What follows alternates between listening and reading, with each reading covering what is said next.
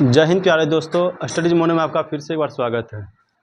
तो आज का नया टॉपिक है मेरा। हम पिछले वीडियो में बताया था आपको कि कल जो मेरा वीडियो बनाया था वह बना था, पहले हम बताए थे भारत के रेलवे जोन के बारे में, और कल जो हम बताएं आपको वह था मेरा बहुत अच्छा टॉपिक। और आज मेरा टॉपिक है मेरा भारत के वन। तो आज मेरा टॉपिक जो भारत में कौन कौन सा वन पाए जाते हैं, किस प्रकार का वन है भारत में, कौन सा वृक्ष किस राज्य में पाया जाएगा, उसी पर आज मेरा चर्चा चलेगा। तो टॉपिक बहुत ही शानदार रहेगा। तो देखिए टॉपिक है मेरा कि भारत का वन, भारत में वन। तो भारत में वन के बारे में हम सबसे पहले चर्चा करेंगे। तो कैसे कैसे क्या क्या हुआ है इसके बारे में पहले हम विस्तार से चलते हैं। भारत में वन का विस्तार सबसे पहले पहला बार जो वन रिपोर्ट स्थिति आया था सबसे पहले भारत में, वह 1987 ईस्वी में। सर्वप्रथम वन स्थिति रिपोर्ट 1987 में। एग्जाम में पूछा हुआ कि वन सर्वप्रथम वन स्थिति रिपोर्ट कब 1987 ईस्वी में रिपोर्ट तैयार किया गया था। और यह रिपोर्ट तैयार किया था, यह जो रिपोर्ट मेरा जितना भी वन रिपोर्ट आता है मेरा प्रत्येक 2 वर्ष में मेरा रिपोर्ट तैयार किया जाता है कि किस क्षेत्र में कितना वन का विस्तार हुआ है या कितना घटा है, कितना कमी हुआ है वन में, कितना वर्ष में, प्रत्येक 2 वर्ष में। तो पूछा कि वन स्थिति रिपोर्ट का कितना वर्ष में रिव्यू आता है, मतलब उसका कितना वर्ष में जानकारी है, कितना वर्ष में, तो प्रत्येक 2 वर्ष में, 2 वर्ष में बताया गया। हम लोग का अभी जो आया था 2021 में 17वीं वन रिपोर्ट आया है, ठीक है। और उसके बाद अभी तक नहीं आया है, ठीक है। तो 17वीं वन रिपोर्ट आया है 2021 के अनुसार। तो उसके बाद अभी तक रिपोर्ट तैयार उस तरह से नहीं हुआ है, जो भी बताएंगे। तो 2021 में 17वीं वन रिपोर्ट आया था। तो वन रिपोर्ट कितना वर्ष में, प्रत्येक 2 वर्ष में, प्रत्येक 2 वर्ष में।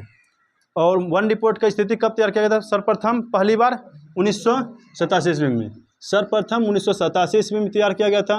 प्रत्येक 2 वर्ष में वन रिपोर्ट तैयार किया जाता है। और अभी जो मेरा कौन सा रिपोर्ट है, 17वीं वन रिपोर्ट। कौन सा रिपोर्ट, 17वीं, ठीक है। तो एक राष्ट्रीय वन नीति के अनुसार, राष्ट्रीय वन नीति 1988 ईस्वी में, राष्ट्रीय वन नीति 1988 के अनुसार यह लक्ष्य रखा गया कि देश के कुल भूभाग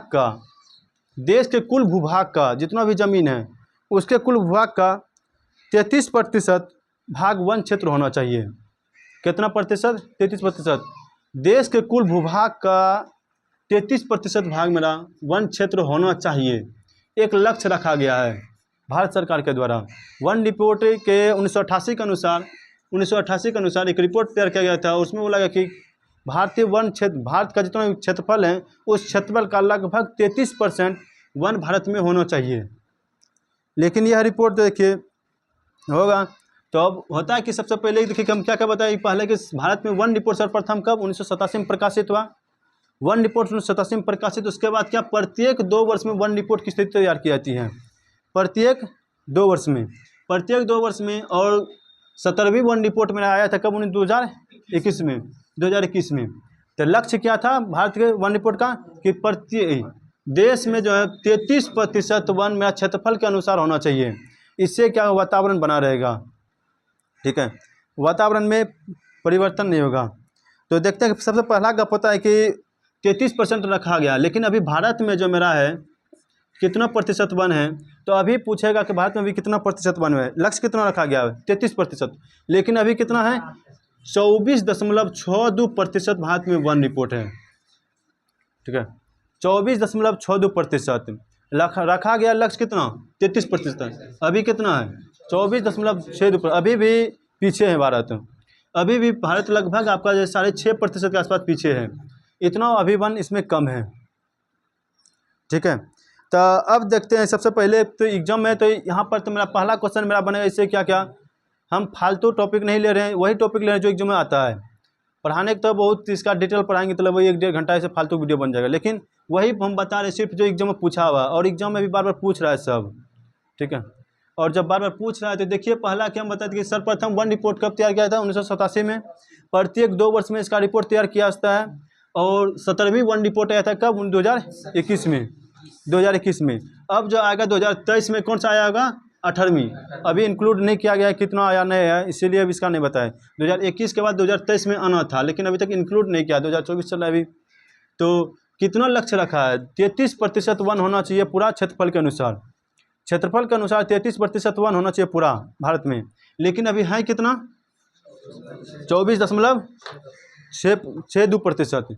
24.62% अभी भारत में वन का रिपोर्ट है। ठीक है, अब आगे की ओर चलते हैं आपको लेकर के।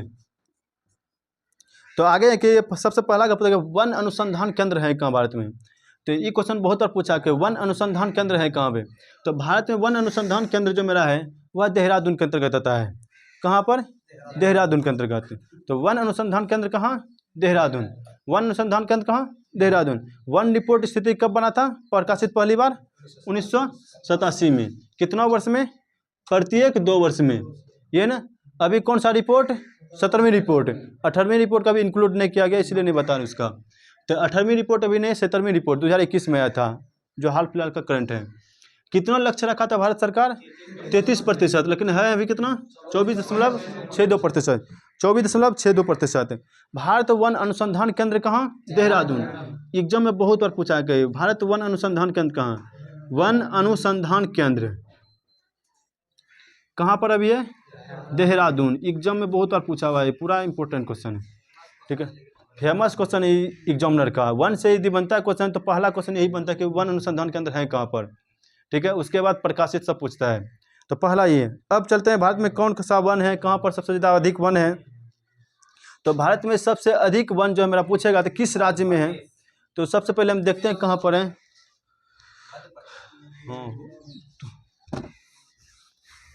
तो देखते हैं सबसे पहले अधिक वन कहाँ पर है भारत में। तो भारत में सबसे अधिक वन जो मेरा पड़ जाता है किस राज्य में, राज्य पूछेगा तो सबसे अधिक वन का राज्य, सबसे अधिक वन, सबसे अधिक वन मेरा राज्य पर जाएगा मेरा वह मध्य प्रदेश। मध्य प्रदेश केंद्र कहाँ पर अभी है? देहरादून। एग्जाम में बहुत बार पूछा हुआ है, पूरा इंपॉर्टेंट क्वेश्चन है। ठीक है, फेमस क्वेश्चन है एग्जामिनर का। वन से यदि बनता है क्वेश्चन तो पहला क्वेश्चन यही बनता है कि वन अनुसंधान केंद्र है कहाँ पर। ठीक है, उसके बाद प्रकाशित सब पूछता है। तो पहला ये। अब चलते हैं भारत में कौन सा वन है, कहाँ पर सबसे ज़्यादा अधिक वन है। तो भारत में सबसे अधिक वन जो है मेरा पूछेगा तो किस राज्य में है। तो सबसे पहले हम देखते हैं कहाँ पर है।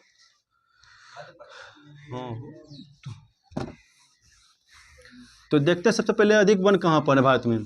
तो भारत में सबसे अधिक वन जो मेरा पड़ जाता है किस राज्य में, राज्य पूछेगा तो सबसे अधिक वन का राज्य, सबसे अधिक वन, सबसे अधिक वन मेरा राज्य पर जाएगा मेरा वह मध्य प्रदेश।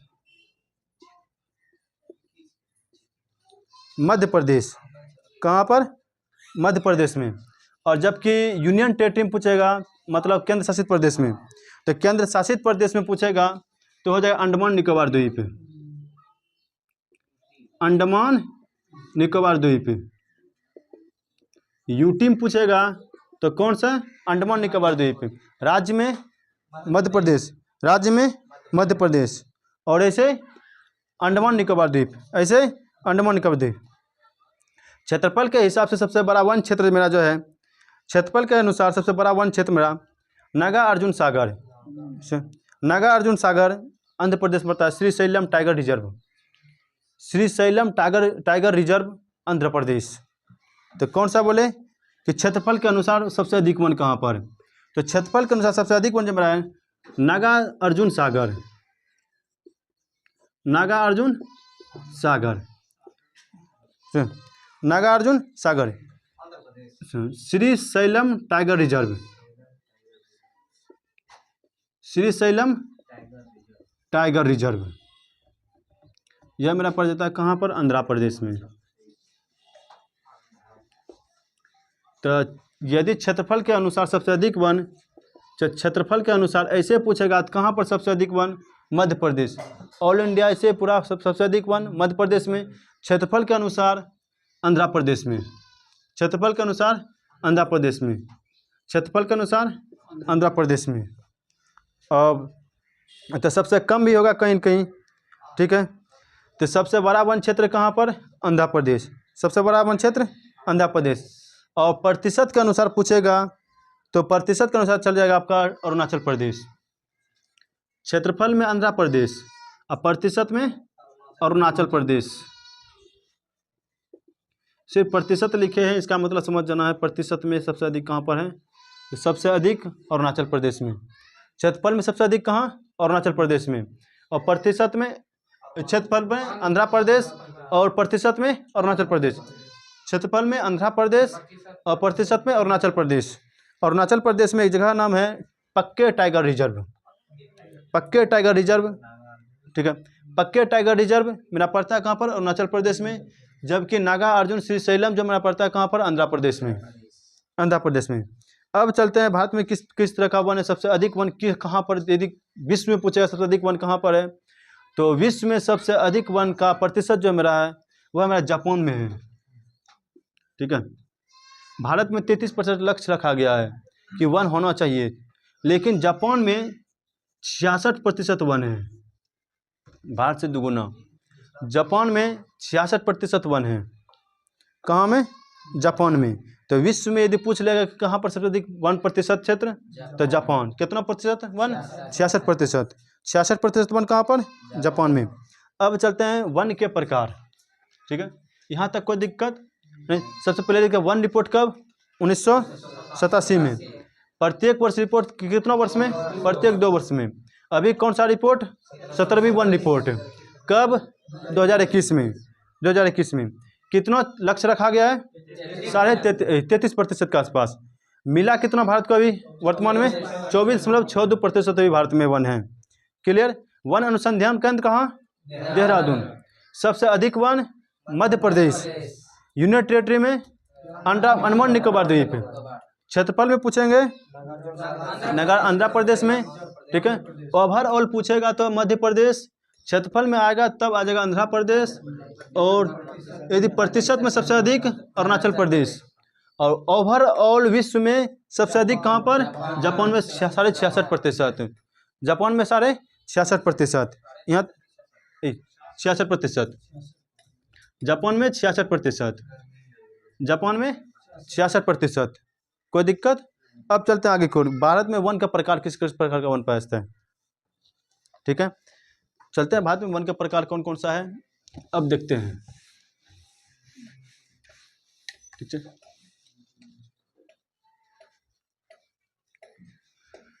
भारत में वन के प्रकार। अब वन के प्रकार जो है मेरा, देखिए कौन कौन सा है। तो सबसे पहले मेरा वन पाया जाता है उष्णकटिबंधीय सदाबहार वन।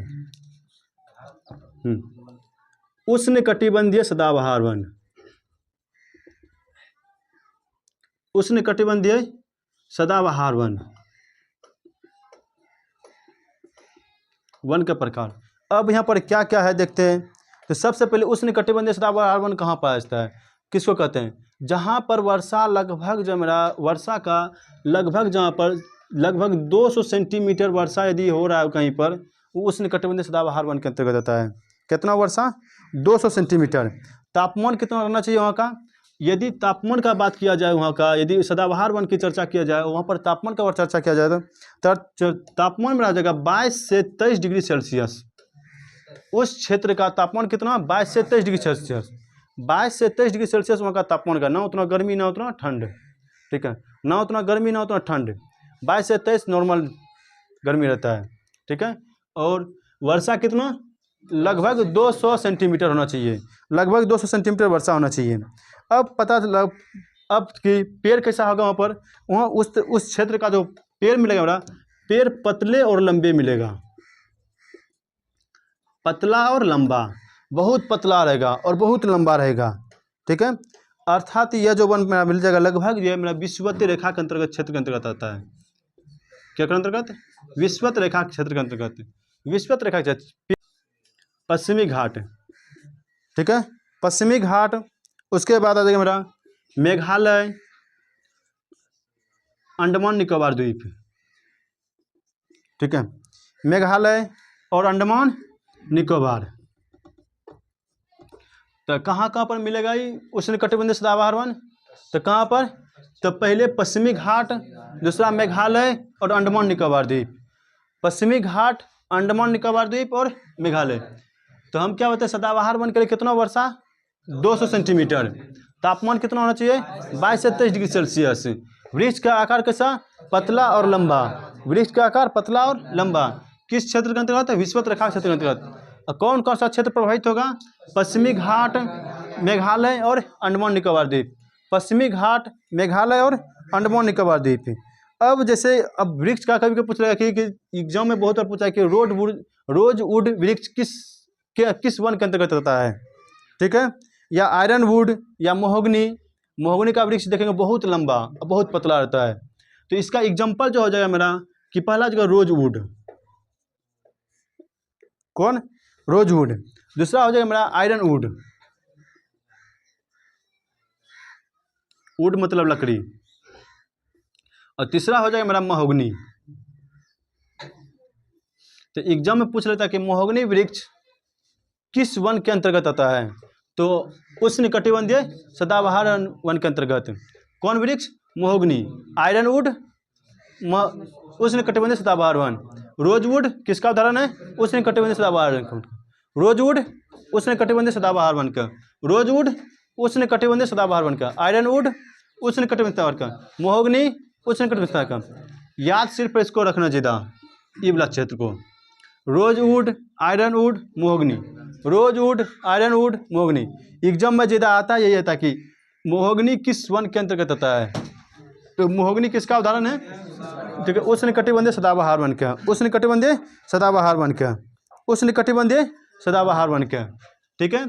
आयरन वुड, महोगनी, कौन कौन सा क्षेत्र, पश्चिमी घाट, मेघालय, अंडमान निकोबार द्वीप। पश्चिमी घाट, मेघालय, अंडमान निकोबार द्वीप। पश्चिमी घाट, मेघालय, अंडमान निकोबार द्वीप, यह क्षेत्र प्रभावित होता है। पेड़ का आकार कैसा, पेड़ लंबे और पतला होगा। पेड़ लंबे और पतला होगा। वो चाहे किस रेखा, किसके आसपास, तो विषुवत रेखा के आसपास। विषुवत रेखा के आसपास। तापमान कितना होना चाहिए इसके लिए, ठीक है, 22 से 23 डिग्री सेल्सियस। वर्षा का 200 सेंटीमीटर के आसपास होना चाहिए। कितना, 2 सेंटीमीटर। अब आगे चलते हैं अगला वन का प्रकार। ये पहला हो गया उष्णकटिबंधीय वन, ठीक है, उष्णकटिबंधीय सदाबहार वन। अब नेक्स्ट चलते हैं। नेक्स्ट जो मेरा है कि अगला मेरा पड़ जाएगा क्या, उष्णकटिबंधीय पर्णपाती वन। पर्णपाती मतलब पानी आएगा उस पर झड़ जाएगा। उष्णकटिबंधीय पर्णपाती वन। तो पहले देख लेते हैं, पहले लिखते हैं, इसके बाद उष्णकटिबंधीय पर्णपाती वन।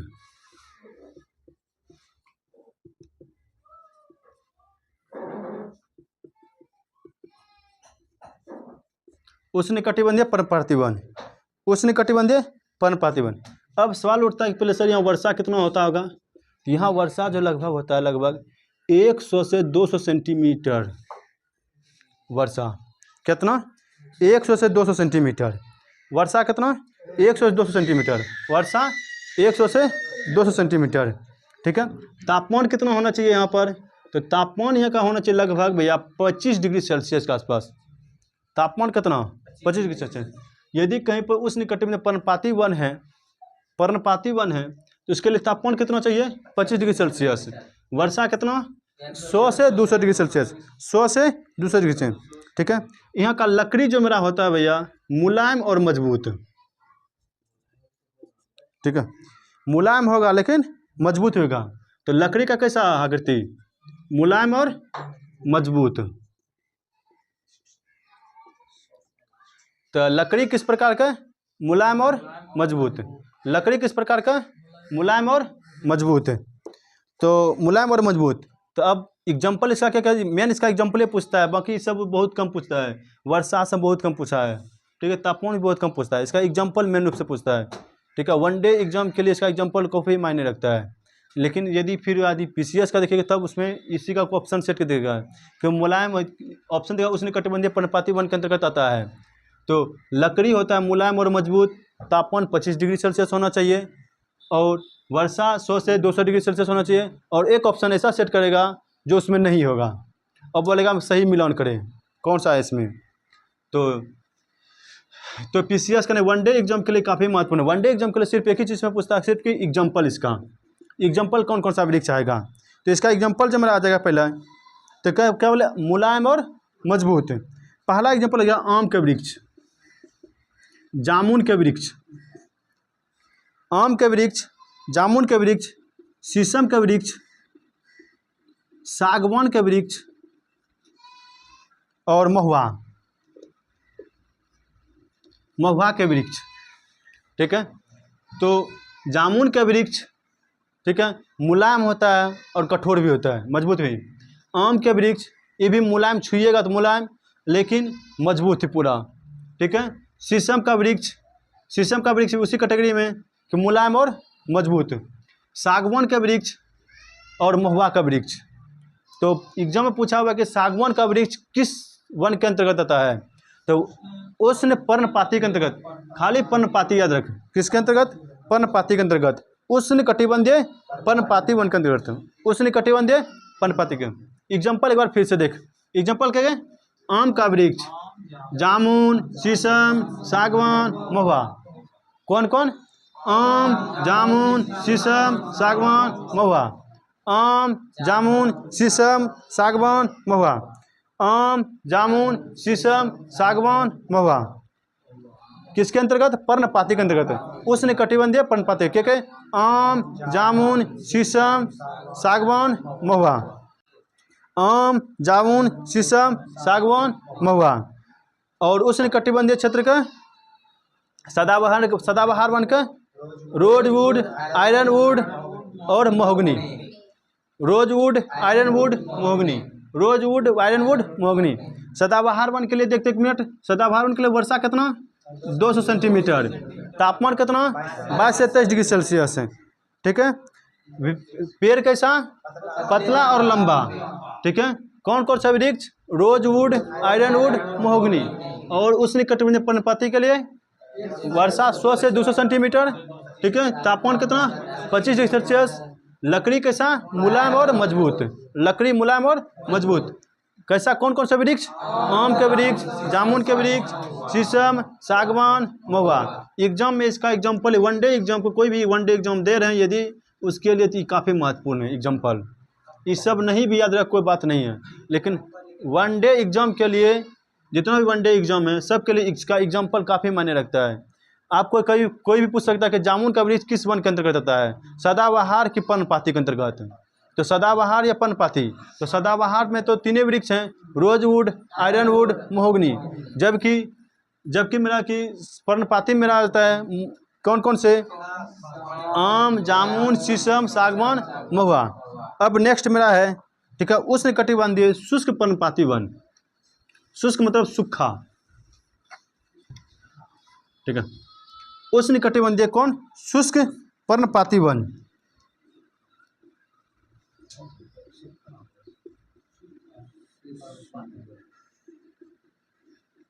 ठीक है, उष्ण कटिबंधीय शुष्क पर्णपाती वन।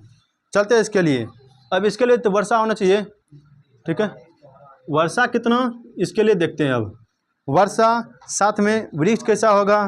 ठीक है, तो वर्षा इसके लिए 70 से 100 डिग्री सेल्सियस होना चाहिए। 70 से 100 सेंटीमीटर। कितना? 70 से 100 सेंटीमीटर। उस शुष्क के लिए 70 से 100, पर्णपाती के लिए 100 से 200, शुष्क के लिए 70 से 100, सदाबहार के लिए 200, सदाबहार वन के लिए 200। ठीक है, अब वृक्ष देखते हैं कैसा है। वृक्ष बहुत ही विरल होगा। ठीक है, विरल मतलब बहुत पतला। ठीक है, एक सघन होता है, एक विरल। ठीक है, ठीक है। तापमान इसका जो है, तापमान के साथ चर्चा नहीं किया उतना। ठीक है, तो वृक्ष में कैसा? विरल। वृक्ष विरल, वृक्ष विरल। वर्षा कितना? 70 से 100 डिग्री सेल्सियस। 70 से 100 डिग्री सेल्सियस। इसका तापमान 25 डिग्री सेल्सियस ऊपर, 25 डिग्री सेल्सियस से ऊपर इसका तापमान। ठीक है, जैसे मैं बताया इसका एग्जाम्पल, जैसे बेल के वृक्ष, पीपल का वृक्ष। ठीक है, बेल, पीपल, तेंदू। ठीक है, खैर का वृक्ष, बरगद का वृक्ष। ठीक है, भोजपत्र। ठीक है, और सखुआ। बेल के वृक्ष, उसके लिए पानी अधिक चाहिए। ठीक है, पानी देखिए उसके लिए कम, बेल के वृक्ष के लिए कम भी पानी रहा कोई दिक्कत नहीं है। 70 से 100 डिग्री सेल्सियस भी चाहिए, कोई दिक्कत का नहीं है, उसके लिए तो पानी का मायने रखता है। पीपल का वृक्ष भी कोई पानी मायने नहीं रखता है। तेंदू वृक्ष, खैर का वृक्ष, बरगद, भोजपत्र, सखुआ। भोजपत्र मतलब भोज जो खाते हैं, वो जो पत्ता बनाता है भोज वाला, तो यही पत्ता का भोजपत्र एक पत्ते आता है उसका, भोज खाने वाला पत्ता जो बनाता है। सखुआ का पत्ता भी आता है कितना, ठीक है, सखुआ का पत्ता और भोजपत्र पत्ता दोनों है, ठीक है, भोजपत्र और सखुआ का पत्ता, भोजपत्र और सखुआ का पत्ता, ठीक है, भोजपत्र और सखुआ का पत्ता, ठीक है। देख कत्था जो लगाते हैं, कत्था लगाने वाली लकड़ी जो मेरा है, कत्था लगाने वाली लकड़ी जो मेरा है वह खैर वृक्ष का बनाया जाता है, ठीक है। वो जो कत्था आम पान मेरा जो कत्था लगाता है, पान में जो कत्था लगाया जाता है, वो जो लकड़ी रहता है इतना होगा पतला वाला, वो मेरा खैर के वृक्ष का रहता है। हाँ वही डंटी है, ठीक है। तो कत्था बनाने वाला, कत्था बनाने के लिए कौन वृक्ष? खैर के वृक्ष। एग्जाम में पूछा हुआ बिहार पुलिस में, कत्था बनाने के लिए कौन वृक्ष? खैर। और बीड़ी का, बीड़ी बनाने के लिए तेंदू वृक्ष, बीड़ी के लिए तेंदू वृक्ष, बीड़ी के लिए तेंदू वृक्ष, ये भी एग्जाम में पूछा हुआ है। बीड़ी के लिए किस वृक्ष का, किसका पत्ता, किस वृक्ष का पत्ता यूज किया जाता है? तेंदू वृक्ष। और कत्था लगाने के लिए खैर के वृक्ष, ठीक है, कत्था लगाने के लिए खैर के वृक्ष, कत्था लगाने के लिए खैर, और बीड़ी के लिए तेंदू वृक्ष, बीड़ी के लिए तेंदू वृक्ष, दोनों एग्जाम में पूछा हुआ है, ठीक है, कि बीड़ी और कत्था, बीड़ी और कत्था, ठीक है। बीड़ी के लिए कौन वृक्ष? तेंदू वृक्ष, और कत्था के लिए खैर के वृक्ष। बीड़ी के लिए तेंदू वृक्ष और कत्था के लिए खैर के वृक्ष, बीड़ी के लिए तेंदू वृक्ष, कत्था के लिए खैर के वृक्ष। तो एक बार देख लेते हैं कौन कौन से पढ़ा है हमको। देख पहला बताए कौन चीज़? सदाबहार वन और पर्णपाती वन, उसके बाद शुष्क पर्णपाती वन, यानी कौन? शुष्क पर्णपाती वन।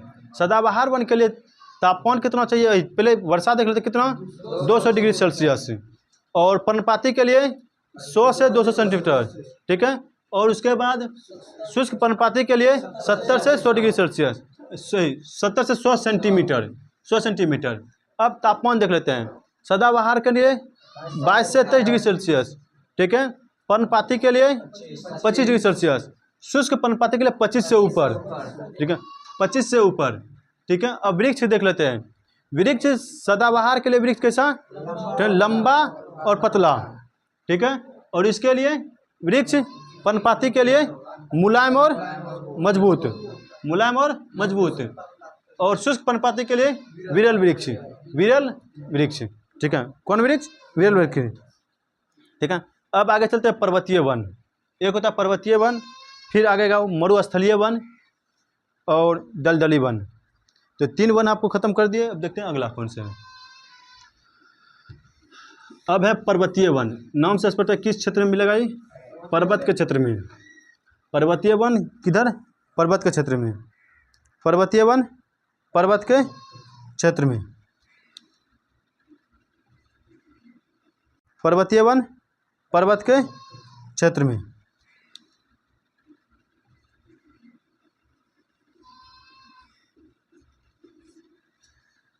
तो पर्वतीय वन जब रहा है तो कौन क्षेत्र में? हिमालय और प्रायद्वीपीय पठारी क्षेत्र में। हिमालय और प्रायद्वीपीय पठारी क्षेत्र में। हिमालय और प्रायद्वीपीय पठारी क्षेत्र में। प्रायद्वीपीय पठारी क्षेत्र में। हिमालय और प्रायद्वीपीय पठारी क्षेत्र में। हिमालय और प्रायद्वीपीय। पर्वतीय वन का विस्तार कहाँ? हिमालय और पर्वतीय, ये ना। अब ऊंचाई कितना? तो ऊंचाई का पूछेगा इसका। तो ऊंचाई कितना? 2500 से 4000 डिग्री, 2500 से 4000, 2500 से 4000 मीटर ऊंचाई पर। नॉर्मल जगह पर नहीं वृक्ष होता है, ठीक है। कितना? 2500 से 4000 मीटर ऊंचाई पर यह वृक्ष मिलता है हमको। कहाँ पर? पर्वतीय वन। पर्वत है तो भैया नीचे में तो नहीं मिलेगा। इसके लिए कितना चाहिए हमको ऊंचाई? कम से कम 2500 से 4000 के बीच होना चाहिए ऊंचाई, तभी यह वृक्ष हमको देखने को मिलेगा, अन्यथा सब जगह नहीं मिलेगा। इस वृक्ष का आकार जो मेरा होता है शंकुधारी या कोणधारी, ठीक है। आकार वृक्ष का कैसा होगा? शंकुधारी या कोणधारी। शंकुधारी या कोनधारी, ठीक है, कोनधारी। इसका अर्थात इसका जो वृक्ष का पत्ता जो है शंकु के टाइप का, शंकु के टाइप का बना रहेगा इस तरह से, ठीक है, या तो कोन बना रहेगा, उसी टाइप का दोनों इसका वृक्ष का पत्ता मिलेगा। जहाँ जहाँ कोन टाइप का पत्ता मिला, शंकुधारी वृक्ष का पत्ता मिला, अर्थात वह वृक्ष कहाँ पर मिला होगा, पर्वतीय वन में, पर्वतीय वन क्षेत्र में वृक्ष में, जब इसे नॉर्मल जगह पर नहीं। नॉर्मल जगह पर के लिए बस यही 3 गो है, एक है कौन, शुष्क पर्णपाती और सदाबहार। ये नॉर्मल जगह पर मिल जाए आपको। उसके लिए तापमान था अपना मायने रखता है उसके लिए तापमान, लेकिन इसके लिए अब देख ले कितना 2500 से 4000 ऊंचाई इसका होना चाहिए कम, मिनिमम 2500 से 4000। वृक्ष का आकार कैसा, शंकुधारी और कोनधारी। तो एग्जाम में पूछा हुआ कि पर्वतीय वन में वृक्ष का आकार कैसा होता है, शंकुधारी या कोनधारी, शंकुधारी या कोनधारी, शंकुधारी या कोनधारी, शंकुधारी या कोनधारी, ठीक है। अब अगला है मेरा कौन सी, मरुस्थलीय वन। कौन वन, मरुस्थलीय। मरुस्थलीय से स्पष्ट हो गया कहाँ पर, मरुस्थल क्षेत्र में, जहाँ पर वर्षा अधिक की कम, बहुत ही कम, मरुस्थल क्षेत्र में बहुत ही कम, और वहाँ पर जब वर्षा कम है भैया उसके लिए तो वृक्ष उसी टाइप का होना चाहिए। तो मरुस्थलीय वन में जो मेरा मिल जाएगा कहाँ पर, सबसे पहले वर्षा वहाँ पर कम से कम 50 सेंटीमीटर होना चाहिए, कम से कम, सबसे मिनिमम 50 सेंटीमीटर, उससे ज़्यादा नहीं। 50 सेंटीमीटर में भी वृक्ष हो जाएगा। तो क्षेत्र कौन हो जाएगा भैया, राजस्थान। कौन क्षेत्र, राजस्थान। राजस्थान में आ जाएगा किसमें, ये मरुस्थलीय वन में। मरुस्थलीय वन में कौन क्षेत्र, राजस्थान। यहाँ का वृक्ष जो होता है भैया पत्ती कांटे के रूप का होता है, पत्ती जो मेरा कांटे के रूप का होता है। जितना भी मरुस्थलीय रूप का होगा पौधा, वो पत्ती जो मेरा कैसा, कांटे के रूप का, कैसा रूप का, कांटे के रूप का। तो मतलब एक तरह से यहाँ पर जैसे गांव सब में देखा कि गांव सब देहात में चपड़ा काटा, नाम चपड़ा काटा, जिससे नज़र गुजर, जो गेट के आगे में लगा देगा बोला नज़र गुजर नहीं लगेगा किसी को, जो देखेगा उसी का आँख में गड़ जाएगा। तो वही चपड़ा काटा। ये चपड़ा काटा का सबसे अधिक विस्तार, उसका पत्ती जो है कांटे के रूप का होता है, थोड़ा सा भी चुभेगा हालत ख़राब, ठीक है। कभी कभी किसी को तो बुखार भी लग जाता है, ठीक है। यदि हुमच के गड़ गया तब बुखार कन्फर्म लगना है भैया। तो पत्ती कैसा, कांटे के रूप का, पत्ती कैसा, कांटे के रूप का। मरुस्थलीय वन होने के लिए कैसा पत्ती होना चाहिए, कांटे के रूप का। वर्षा कितना, 50 सेंटीमीटर। और कौन क्षेत्र, राजस्थान क्षेत्र। कौन क्षेत्र, राजस्थान क्षेत्र। एक और क्षेत्र बचा हुआ है मेरा, कौन से, दलदली वन। कौन वन, दलदली वन, दलदली वन, दलदली वन।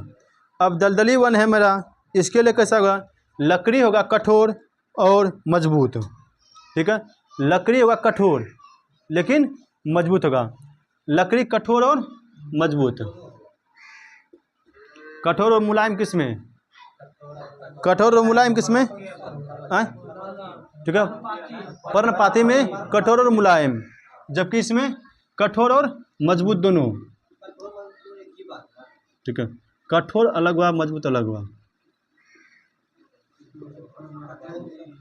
ठीक है। चलो, ठीक है। कठोर और मजबूत। इसका जो वृक्ष का जो उपयोग किया जाता है, जैसे घना वृक्ष, इसका वृक्ष किसका, घना, बहुत ही घना, ठीक है। विरल नहीं, विरल किसके लिए, तो विरल जो मेरा होगा शुष्क पर्णपाती में, लेकिन दलदली वन में कैसा, घना वृक्ष, कैसा, घना वृक्ष। यही वृक्ष का प्रयोग हम करते हैं कहाँ पर भैया, दलदली वन का प्रयोग होता है नाव बनाने वाले लकड़ी के रूप में। नाव बनाने वाली लकड़ी में जो उपयोग किया जाता है, दलदली वन का उपयोग किया जाता है। कौन, नाव बनाने वाली लकड़ी, ठीक है। तो कौन क्षेत्र में, दलदली क्षेत्र में। नाव बनाने वाली लकड़ी कहाँ पर, दलदली क्षेत्र में। नाव बनाने वाली लकड़ी दलदली क्षेत्र में। इसके साथ ही मिल जाएगा आपको सुंदरवन का डेल्टा, सुंदरवन का डेल्टा। तो सुंदरवन का डेल्टा भी किस वन का उदाहरण है, दलदली वन का। एग्जाम में पूछा हुआ सुंदरवन का डेल्टा किसका है, तो सुंदरवन का डेल्टा दलदली वन का है। सुंदरवन का डेल्टा दलदली क्षेत्र का, सुंदरवन का डेल्टा दलदली क्षेत्र का। नाव बनाने वाले डेल्टा, नाव बनाने वाले लकड़ी दलदली क्षेत्र का। रीजन कठोर भी चाहिए और मुलायम भी चाहिए, ठीक है। कठोर रहेगा लेकिन मुलायम नहीं रहेगा, कठोर और मजबूत नहीं रहेगा, मुलायम रहेगा। हो सकता है कि कठोर है लेकिन मुलायम नहीं, मजबूत नहीं है, बाद में बैठेगा तो पचक जाएगा, इसीलिए कठोर भी चाहिए और मुलायम भी चाहिए। क्लियर है? जैसे हीरा कठोर है, ठीक है, मजबूत नहीं, हीरा कठोर है लेकिन प्लेटिनम सबसे मजबूत है। हीरा कठोर है लेकिन प्लेटिनम सबसे मजबूत है। प्लेटिनम का उपयोग हम धातु में पढ़ाएंगे कभी। प्लेटिनम का उपयोग जो मोटरसाइकिल का टंकी जो रहता है उसी में प्रयोग किया जाता है, प्लेटिनम धातु का उपयोग, ठीक है। तो मजबूत और कठोर दोनों में अंतर है।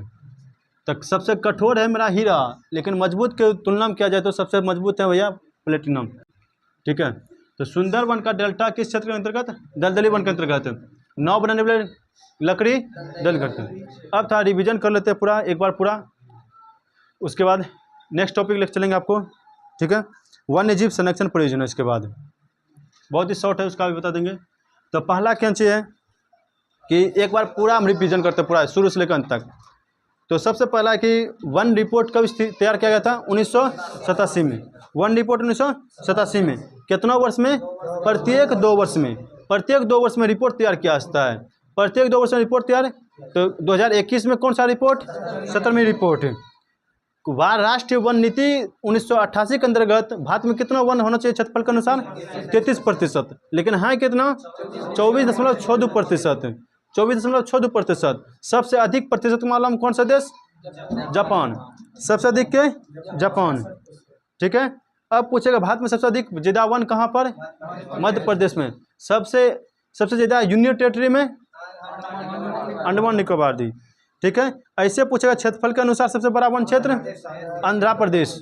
आंध्र प्रदेश में श्रीशैलम है और नागार्जुन है, नागार्जुन श्रीशैलम। और कहाँ प्रतिशत में पूछेगा तो अरुणाचल प्रदेश, पक्के टाइगर रिजर्व, ठीक है। अब इसके बाद हम बताए थे कि वन के प्रकार, वन 6 प्रकार के पाए जाते हैं भारत में। 6 प्रकार के वन पाया जाता है। पहला उष्ण कटिबंधीय वन, उष्ण कटिबंधीय वन। उसके बाद उष्ण कटिबंधीय सदाबहार वन। उसके बाद उष्ण कटिबंधीय पर्णपाती वन, ये ना। उसके बाद उष्ण कटिबंधीय शुष्क पर्णपाती वन, क्लियर। और पर्वतीय वन और मरुस्थलीय वन, ठीक है, और दलदली वन। तो इस तरह से सब वन मेरा खत्म हो गया। अब नेक्स्ट टॉपिक लेकर चलते हैं आपको कौन सी में, कि वन्य जीव संरक्षण परियोजना। 3-4 को जो एग्जाम में पूछता है सिर्फ वही बता रहे, एक्स्ट्रा कुछ नहीं। का एग्ज़ाम आपका अभी स्टार्ट है, हो सकता है अगला एग्जाम में आ जाए 78 के एग्जाम में, कोई जरूरी नहीं कि 1 से 1 क्वेश्चन बनता है। 1 से 110% क्वेश्चन बनवे करेगा, 1 से 110% क्वेश्चन बनवे करेगा, ठीक है।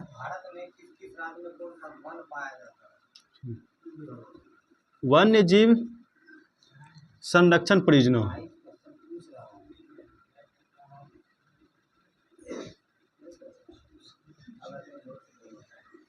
चलो वन्य जीव संरक्षण परियोजना। सबसे पहला आया था वन्य जीव संरक्षण परियोजना बाघ परियोजना, टाइगर परियोजना, ठीक है। एग्जाम में जो पूछा बाघ परियोजना, कौन? बाघ परियोजना। उसके बाद है बाघ परियोजना प्रारंभ जो हुआ था, सबसे पहले बाघ परियोजना का आरंभ 1973 ईस्वी में। 1973 ईस्वी में नेतृत्व किया था इसका कैलाश खंखला। कौन? कैलाश सांखला, कैलाश सांखला। चूँकि उस समय बाघ पर पूरा अत्याचार हुआ था, बाघ पर पूरा अत्याचार होने के लिए, इसको बचाने के संरक्षण के लिए, इसके लिए एक परियोजना बनाया गया था, tiger project. Tiger project exam में कई पूछा, टाइगर प्रोजेक्ट का आरंभ कब हुआ था? 1973 ईस्वी में। आरंभ कब? 1973 ईस्वी में। इसका नेतृत्व क्या किया था इस परियोजना का? कैलाश सांखला, कैलाश सांखला, कैलाश सांखला। तो वन्य जीव संरक्षण का, वन्य जीव संरक्षण मतलब क्या है कि वन्य में रहने वाले जीव का सुरक्षा करना, ठीक है। सुरक्षा करना, कैसे सुरक्षा किया जाता है वन्य में जीव, वन में रहने वाले जीव सबका, उसका रक्षा कैसे करेंगे, उसके लिए उस समय पूरा 1900 जब देश आज़ाद उस समय पूरा बाघ सब पर पूरा अत्याचार होता, शेर पर अत्याचार हो रहा था। तो अब इस सब के लिए कुछ न कुछ होना चाहिए। हाथी पर अत्याचार हो रहा था, तब अत्याचार को रोकने के लिए जहीं तहीं पूरा बाघ को मार देता, घेर के चापटे से मारता था, कहीं पर भी शेर को गिराता था। इससे शेर की कमी होने लगा पूरा भारत में, बाघ का भी कमी होने लगा। अब सरकार ने प्रोजेक्ट तैयार किया कि हम इसके लिए एक नियम कानून बनाते हैं, अब इसके अंतर्गत कोई मारेगा उसके ऊपर कानूनी कार्रवाई किया जाएगा। तो पहला जो बनाया इसके लिए क्या? Tiger project. टाइगर प्रोजेक्ट कब? 1973 ईस्वी में। ठीक है, क्या किया था नेतृत्व इसका, ठीक है। अगला मेरा भैया गिर सिंह परियोजना, ठीक है, गिर सिंह परियोजना, ठीक है, गिर सिंह परियोजना।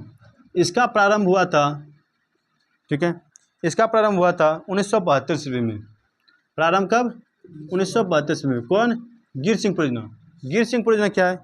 एशियाई शेरों का एक घर। एशियाई शेरों का शेर के लिए गिर परियोजना गुजरात में है।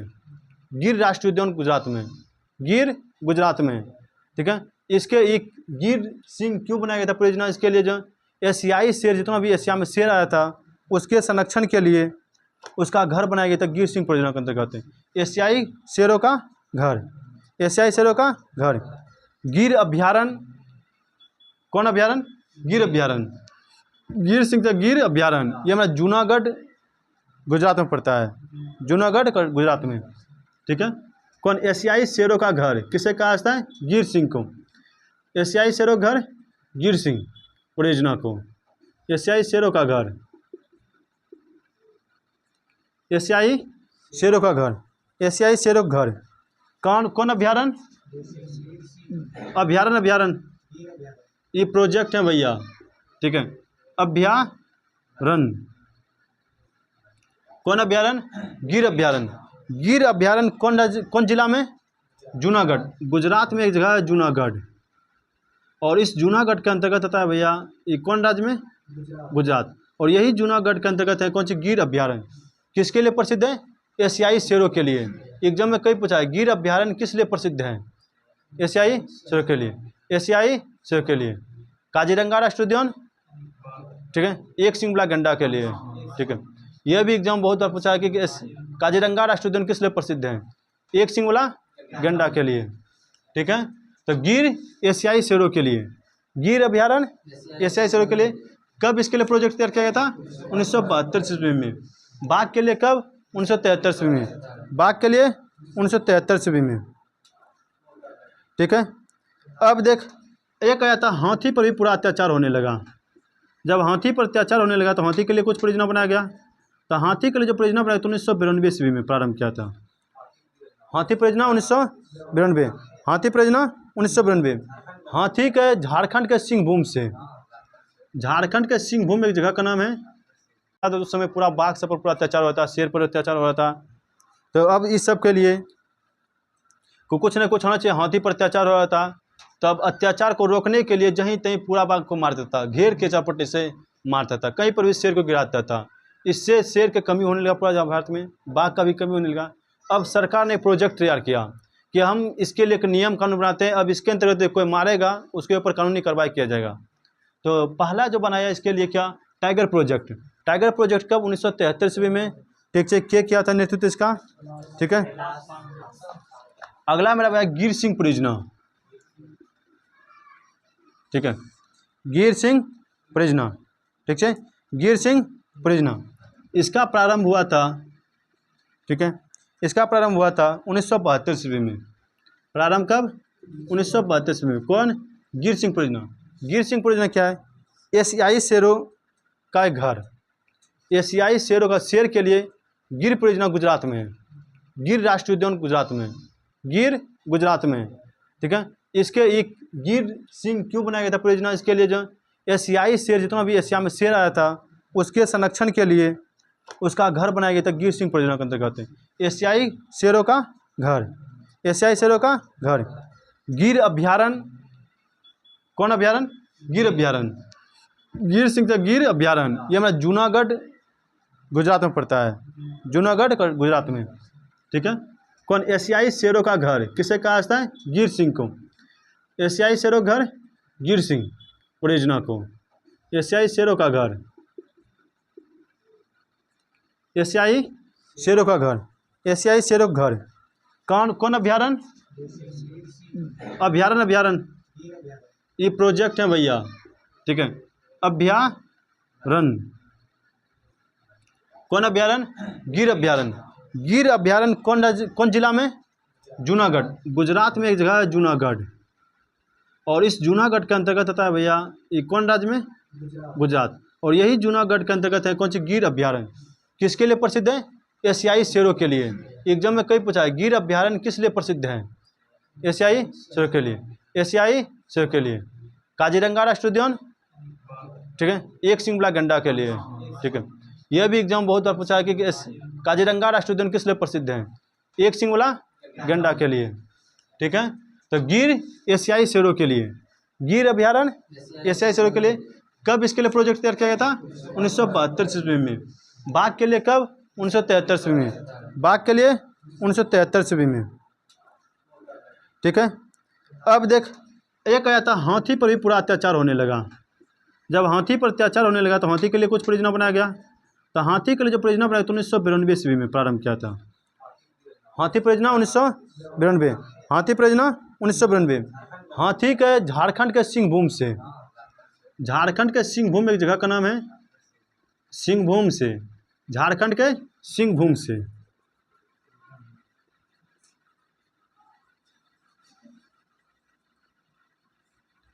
झारखंड के सिंहभूम से। कौन? हाथी परियोजना। हाथी परियोजना का प्रारंभ 1992, हाथी परियोजना प्रारंभ 1992। कहाँ से? झारखंड के सिंहभूम से। हाथी परियोजना प्रारंभ 1992, कहाँ से? झारखंड के सिंहभूम से। एशियाई शेरों का घर गिर अभ्यारण्य, एशियाई शेरों का घर गिर अभ्यारण्य। कौन राज्य में? गुजरात में। कहाँ में? जूनागढ़ में। कौन अभ्यारण्य? गिर सिंह प्रोजेक्ट। कौन प्रोजेक्ट? गिर सिंह प्रोजेक्ट। प्रारंभ 1972, ठीक है। टाइगर कब? 1973। Tiger 1973, tiger 1973। एक है हिम तेंदुआ परियोजना प्रोजेक्ट, हिम तेंदुआ प्रोजेक्ट, प्रोजेक्ट मतलब परियोजना, हिम तेंदुआ प्रोजेक्ट। इसका प्रारंभ 2009 में, हाल फिलहाल में। यहाँ पर तेंदुआ, जितना भी जानते हो तेंदुआ, इस पर पूरा अत्याचार होने लगा। जब अत्याचार होने लगा, इसका भी कुछ ना कुछ नियम कानून, 2009 में इसका नाम नियम कानून बनाया। कब? 2009 में। हिम तेंदुआ राष्ट्रीय उद्यान, हिम तेंदुआ के लिए, हिम तेंदुआ पर। अब देख, जम्मू कश्मीर इसके संरक्षण के लिए, कहाँ पर? जम्मू कश्मीर में। जम्मू कश्मीर में तेंदुआ पर पूरा अत्याचार हो रहा था, तेंदुआ पर पूरा अत्याचार हो रहा था। तो अत्याचार को रोकने के लिए एक संगठन बनाया, WWF द्वारा एक प्रोजेक्ट तैयार किया गया था और उस प्रोजेक्ट का नाम था SOS चलाया गया था, ठीक है। जम्मू कश्मीर राज्य ने इस पर संरक्षण के लिए एक प्रोजेक्ट तैयार किया गया था। कौन प्रोजेक्ट? WWF के द्वारा, ठीक है। वर्ल्ड वाइल्ड फॉरेस्ट, ठीक है, वर्ल्ड वाइड फॉरेस्ट के अंतर्गत, ठीक है, इसके अंदर प्रोजेक्ट तैयार किया गया था। इस प्रोजेक्ट के अंतर्गत कौन सा अभियान? SOS अभियान चलाया गया था। किसके संरक्षण के लिए? हिम तेंदुआ प्रोजेक्ट के लिए, हिम तेंदुआ प्रोजेक्ट के लिए। हिम तेंदुआ प्रोजेक्ट के लिए कौन अभियान? कौन सा प्रोजेक्ट, कौन सा अभियान? SOS। कौन राज्य में? जम्मू कश्मीर में। यही 4 मेरा परियोजना पूरा इंपॉर्टेंट है एग्जाम में। कोई भी एग्जाम में देखिए, यदि प्रोजेक्ट से एग्जाम में क्वेश्चन बन रहा है तो सबसे पहले हिट लिस्टेड क्वेश्चन मेरा बनेगा भैया बाघ परियोजना। उसके बाद पूछेगा क्वेश्चन में गिर अभ्यारण्य किस लिए प्रसिद्ध हैं? एशियाई शेरों के लिए, ठीक है। यदि प्रीवियस क्वेश्चन है, प्रीवियस ईयर कोई भी एग्जाम का देख ले, यदि देखने के लिए जाता है तो प्रोजेक्ट से यदि क्वेश्चन बन रहा है तो सबसे ज़्यादा 100 में 70 से 80% क्वेश्चन यही, 70 से 80 बार क्वेश्चन यही पूछा है। यही 5 गो में, बाकी एक्स्ट्रा है, ठीक है। तो हिम तेंदुआ कब? 2009 में। सबसे ज़्यादा कौन? बाघ प्रोजेक्ट कब? 1973। बाघ 1973, बाघ 1973। एशियाई शेर 1972। हाथी 92, हाथी 92, हाथी 92। हिम तेंदुआ 2009, हिम तेंदुआ 2009। तो हम आज 2 टॉपिक खत्म कर दिए। पहला वन, भारत के वन और वन जीव संरक्षण अधिनियम, वन जीव संरक्षण परियोजना, ठीक है। अब यहीं पर से इस क्लास को ऑफ करते हैं। नेक्स्ट क्लास में आपको फिर बता देंगे, नेक्स्ट क्लास में आपको बता देंगे कि फिर से कि मंडल के बारे में, वायुमंडलीय परत के बारे में, वायुमंडलीय परत के बारे में जितना मंडल परत है मेरा, क्षोभ मंडल, सप्ताह मंडल, आयन मंडल, सबके बारे में विस्तार से नेक्स्ट क्लास में चर्चा करेंगे। तो आज के सेशन को यहीं पर समाप्त करते हैं। मिलते हैं नेक्स्ट सेशन में। इसी के साथ जय हिंद।